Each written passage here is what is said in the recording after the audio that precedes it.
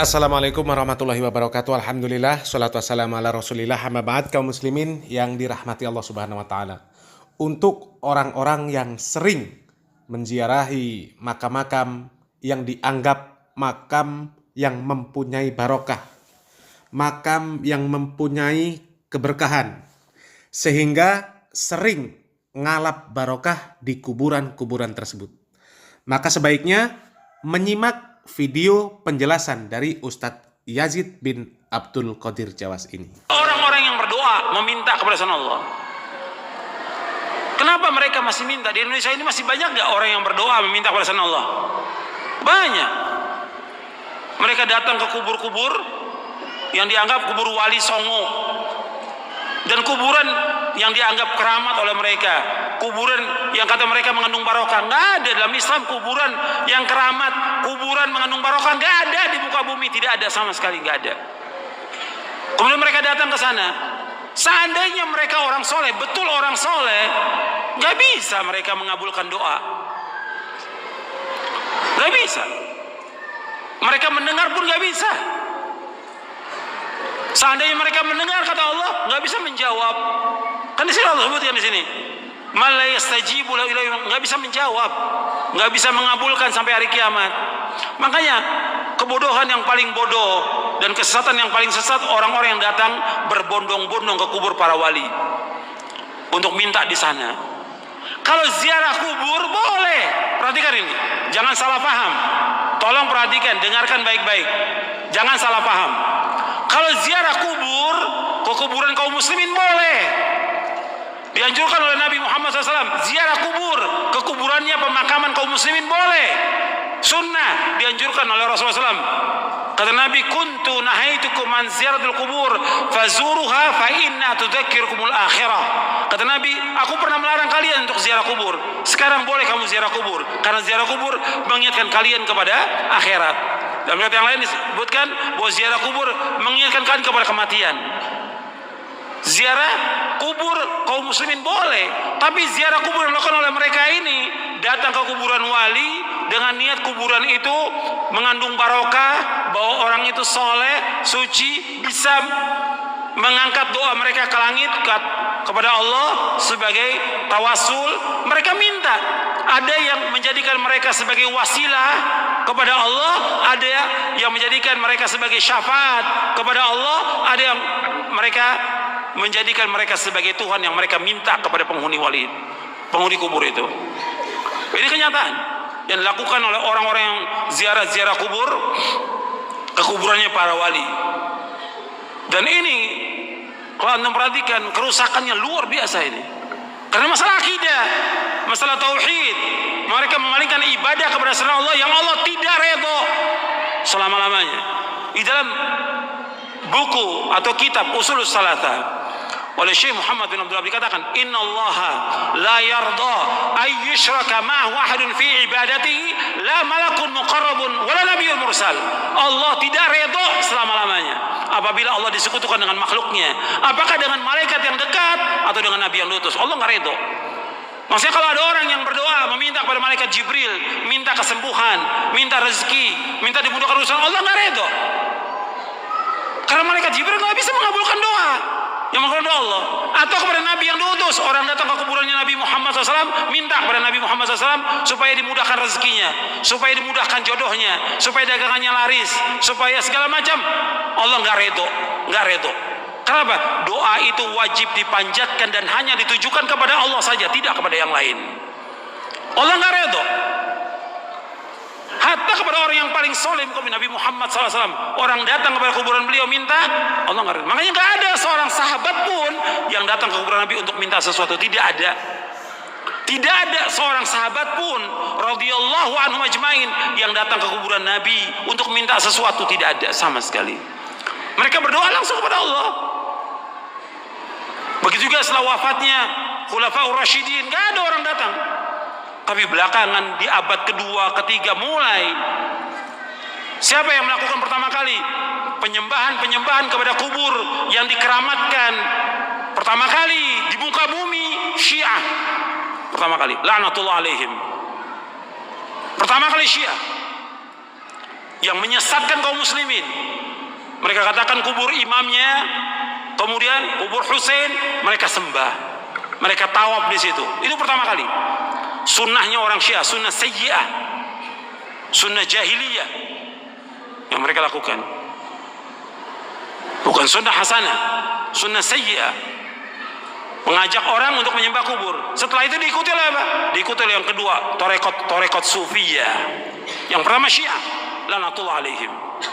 Yang kedua torekot sufiyah, menganggap bahwa gurunya, syekhnya sebagai wali, sudah mencapai tingkatan yang paling tinggi. Sampai datang, sampai syekhnya mengatakan di buku-buku mereka, di kitab mereka, kalau kamu mengalami kesulitan, kesusahan dan saya sudah mati, kamu datang ke kubur saya, kata mereka begitu. Ini sesat dan menyesatkan kaum muslimin.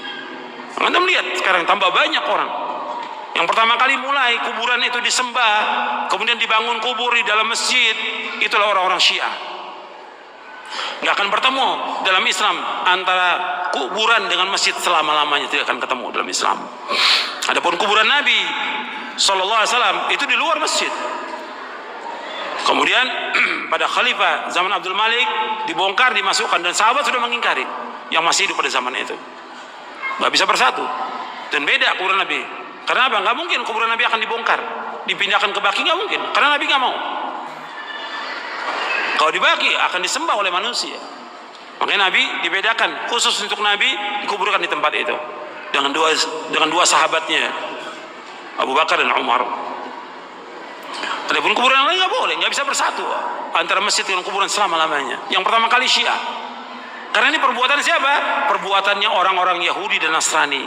Maka 5 hari menjelang wafatnya Rasulullah mengatakan, la'natullahi 'alal yahudi wan nasara ittakhadhu qubur anbiya'i masajid wa ana anhaakum an dzalik. Mudah-mudahan, kata Nabi SAW, 5 hari menjelang wafat, mudah-mudahan Allah melaknat orang Yahudi dan Nasrani karena mereka menjadikan kubur Nabi mereka sebagai tempat ibadah. Aku larang kalian jangan melakukan seperti mereka. 5 hari menjelang wafat, 5 hari. Terus Nabi ingatkan umatnya, jangan seperti Yahudi, jangan seperti Nasrani yang mereka menjadikan kubur Nabi mereka sebagai tempat ibadah. Aku larang. Kuburan bukan tempat ibadah, kuburan. Dan gak boleh melaksanakan perjalanan ke makam-makam, nggak boleh. Ziarah kubur boleh, tapi menentukan makam tertentu untuk ziarah mempunyai keutamaan nggak boleh. Yang punya keutamaan 3 masjid, masjid aja cuma 3 masjid dari seluruh dunia yang mempunyai keutamaan. Kata Nabi SAW dalam hadis yang sahih, ada di buku ini, la tushaddu rihalu illa ila 3 masajid, masjid hadza wa masjidil haram wa masjidil aqsa. Kata Nabi, nggak boleh mengadakan perjalanan dengan niat ibadah kecuali 3 masjid. Tidak boleh mengadakan perjalanan safar dengan tujuan ibadah kecuali 3 masjid. Pertama masjidku ini, Masjid Nabawi. Yang kedua Masjidil Haram. Yang ketiga Masjid Aqsa. Masjid aja nggak boleh. Ada di Bandung umpamanya ada masjid yang bagus, orang mengatakan bahwa masjid itu punya keutamaan, nggak boleh. Semua masjid sama. Masjid di sini, Pustai atau masjid yang lain yang dibangun, semua sama. Ganjarannya sama kalau orang sholat di dalamnya. Kecuali 3 masjid. Masjid Nabawi, sekali sholat di sana 1000. Lebih dari masjid yang lain. Kalau di Mekah, di Masjidil Haram, di Mekah maksudnya di Masjidil Haram saja, bukan di masjid yang lain, di Mekah bukan, di Masjidil Haram saja, itu 100.000. Keutamaan dari masjid yang lain seluruh dunia. Kalau di Masjidil Aqsa 250. Itu keutamaan yang disebutkan oleh Rasulullah Sallallahu Alaihi Wasallam. Kalau masjid yang nggak punya keutamaan kecuali 3 masjid, apalagi kuburan. Kuburan nggak punya keutamaan sama sekali. Makanya orang-orang yang datang dan meminta ke kubur-kubur, Allah menyebutkan dalam Al-Quran ini orang yang paling sesat di muka bumi. Antum catat tuh ayatnya, ya, surah Al-Ahqaf, surah 46 ayat 5 dan 6. Ini dalil. Kaum muslimin yang dirahmati Allah Subhanahu wa taala. Banyak orang-orang yang mereka kupingnya panas, hatinya panas mendengarkan ceramah dari Ustadz Yazid bin Abdul Qadir Jawas tersebut, yang menjelaskan bahwasanya tidak ada di dalam syariat Islam, di dalam agama Islam yang mengatakan kuburan itu mengandung barokah, terutama mereka para pengalap barokah di kuburan. Karena hati mereka sudah menjadi keras. Sehingga sulit bagi mereka untuk menerima nasihat. Sulit bagi mereka untuk menerima kebenaran. Bagaimana hati mereka tidak menjadi keras? Karena mereka menganggap atau berkeyakinan kuburan-kuburan orang-orang soleh tersebut mengandung barokah. Makanya mereka menziarahi kubur orang-orang soleh tersebut, niatnya bukan lagi untuk mengingat kematian. Akan tetapi niat mereka justru mengingat dunia. Tujuan ziarah kubur mereka itu berbanding terbalik dengan apa yang sudah disyariatkan oleh Allah dan Rasul-Nya. Tujuan ziarah kubur sebenarnya adalah tudzakirul maut, tudzakirul akhirah. Bukan meminta fulus seperti orang-orang yang ada di dalam video yang berikut ini.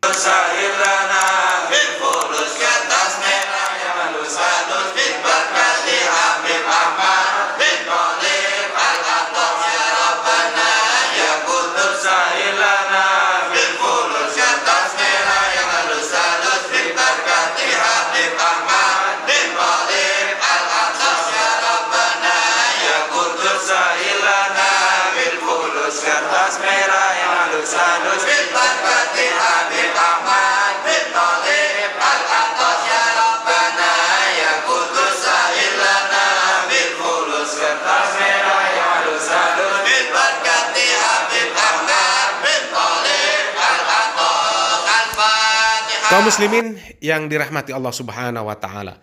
Tujuan dari disyariatkannya ziarah kubur adalah untuk mengingatkan kita kepada kematian, mengingatkan kita kepada negeri akhirat, bukan untuk ngalap berkah, bukan untuk meminta kekayaan dunia, bukan untuk meminta perbendaharaan dunia.